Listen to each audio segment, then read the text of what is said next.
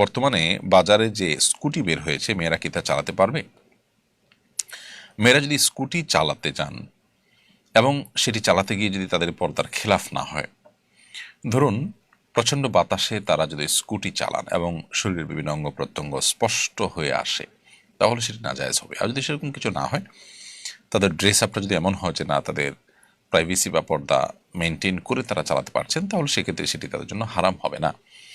এবং সফরের দূরত্বে না গিয়ে ছোটোখাটো ট্রিপ যেগুলো ধারে কাছে থাকে, একান্ত প্রয়োজনীয় কাজ থাকে, সেগুলো তারা সারেন, তাহলে সেটি হারাম হয়ে যাবে না।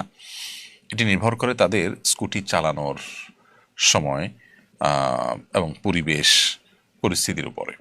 যদি পর্দার যে বিধিবিধান আছে সেগুলো নষ্ট না হয়, তিনি যেভাবে হাঁটছেন সেভাবে স্কুটি চালাচ্ছেন এবং স্কুটি চালাতে গিয়ে তার ড্রেস আপ কোনোভাবে পর্দার খেলাফের পর্যায়ে না যায়, শরীরের কোনো অঙ্গ প্রত্যঙ্গ ফুটে না ওঠে, তাহলে সেটি জায়েজ হবে।